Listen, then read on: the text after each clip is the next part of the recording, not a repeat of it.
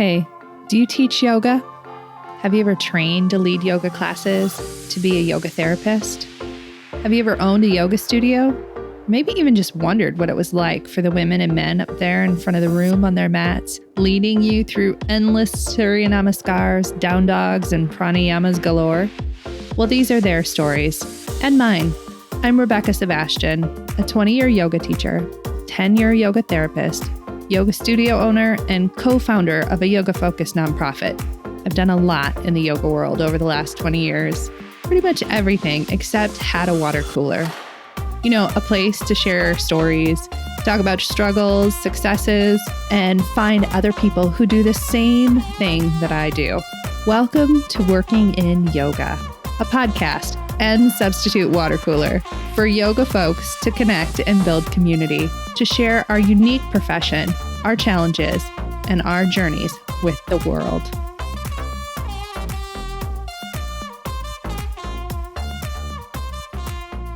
Hey friends, welcome to Working in Yoga. This week is the very last week of the series, The Math Nobody Does. And I have really enjoyed writing this series for y'all and actually even enjoyed the research too. I also really loved your comments on social media or in my email inbox that talked about your own personal math, telling me if your numbers are similar to what I was calculating or different. And the conclusion is sometimes I was a miss and other times I was spot on.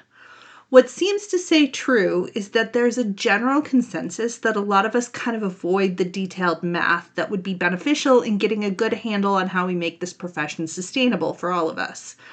So this final episode is all about ending, how we retire. I've joked that we need to check in on our elder teachers who are still out there doing workshops and training weekends well into their 80s.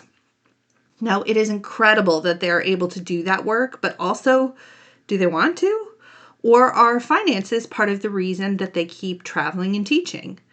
One thing I have taught my kids since they were very little is that solving problems means giving yourself as many options as possible. And setting yourself up for a good retirement gives you the most possible options as you get older.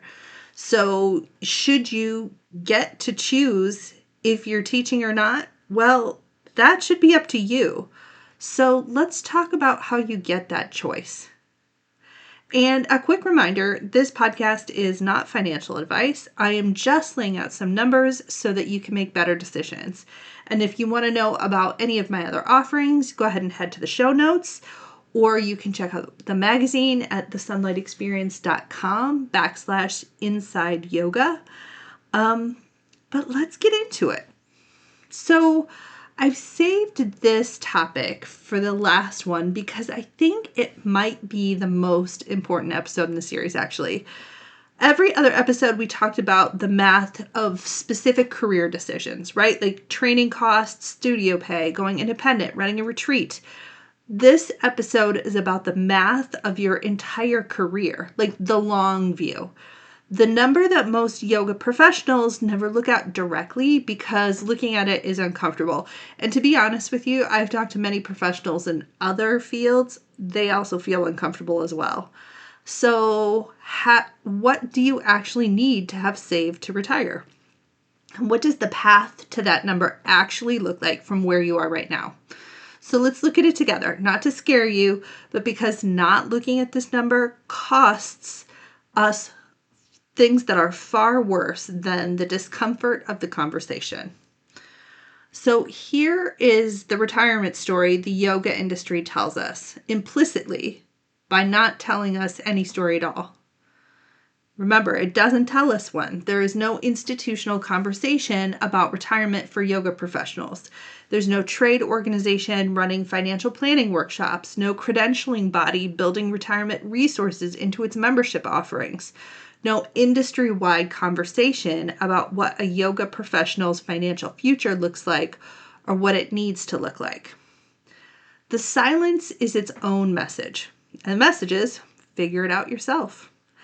And the cultural message layered on top of that silence is the one we talked about in the Nobody Told You That series, that a devoted teacher doesn't stop, that working until the end is somehow a spiritual achievement, that planning for a future in which you're not teaching is somehow at odds with your commitment to the practice. So both of those messages, the silence and the spiritual reframe, leave yoga professionals without the information and the permission they need to build toward a financially secure future. So today is the first step in providing both. So let's build the numbers by looking at the actual math. The standard financial planning target for retirement is to have saved approximately 25 times your annual expenses by the time you retire. This is based on the 40% rule, the idea that you can withdraw 4% of your portfolio annually in retirement without depleting it over a 30-year retirement period. If your annual expenses in retirement are $40,000, you need to have $1 million saved. If your annual expenses are $50,000, you need $1,250,000. Now, let's look at what it takes to get there from starting at different points, assuming a 7% average annual return rate on invested savings, which is a conservative long-term market average for investments. So let's say you start at 25, and I hope there are 25-year-olds out here listening. If you saved $300 a month, at age 65, you'd have $798,000, which isn't bad, right? That's not too far off the goal. Starting at age 35, if you save $300 a month, at age 65, you'd have approximately $378,000. Starting at age 45, saving $300 a month, at age 65, you'd have approximately $163,000. So the difference between starting at 25 and starting at 35, 10 years, is more than $400,000 at the same monthly savings rate.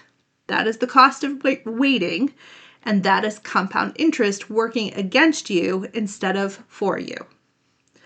So let's say we need to reach $1 million by age 65. Starting at 25, you save approximately $381 a month. At age 35, you save approximately $820 a month. At age 45, you save approximately, this is going to sting, my friends, $1,920 a month. For a yoga professional earning $35,000 to $50,000 a year, saving $820 to $1,920 per month is a very significant portion of take-home income. This is why starting early matters so much. The monthly number is dramatically lower the earlier you begin. The good news is that self-employed yoga professionals have access to retirement vehicles with meaningful contribution limits. So something called a SEP IRA allows you contributions of up to 25% of your net self-employment income. A solo 401k allows for even higher contributions for self-employed individuals. The amount you can contribute matters less right now than building the habit, though, and that's what I really want to get clear. We want to build the habit first. So starting with $100 a month is infinitely better than waiting until you can afford $500 a month. So here is what this means and what I want you to do with it. So first, open the account. If you do not have a retirement account open, whatever that looks like in your country, in the United States, it looks like a SEP IRA, solo 401k, or a Roth IRA, anything. Open one this week. Not when your income is better, not when you figured out the perfect strategy, like right now. The account being open is the most important first step. Second, automate the contribution. Set up an automatic monthly transfer to your retirement account, even if it is $50 or $100. Automation removes the decision from your monthly budget and builds the habit regardless of how busy or financially stretched you feel.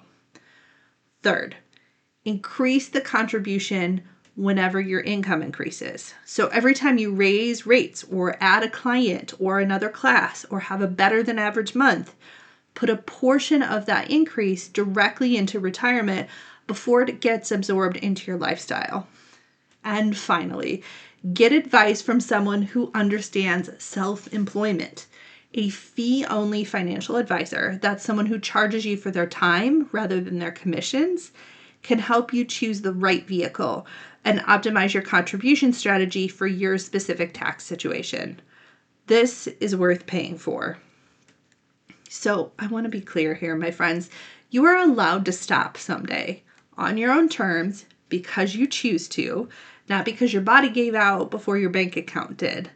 The practice will still be there because I want you to make sure that you will be too, in every sense of the word.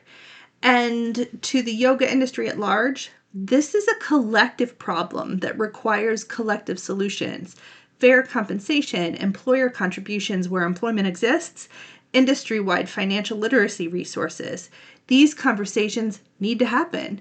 You can push for those changes while also taking care of yourself right now. Start today. The math actually rewards you for exactly that. Okay, my friends. I am so grateful that you listened all the way through here. Starting next week, I have a short Monday series called Through the Looking Glass, which is 10-minute podcast episodes every Monday that are like mini deep dives into TikTok, the trend report and state of the profession report that I dropped this past June. So I will see you then. Until then, let's go get to work. And I'll catch you around the water cooler next time.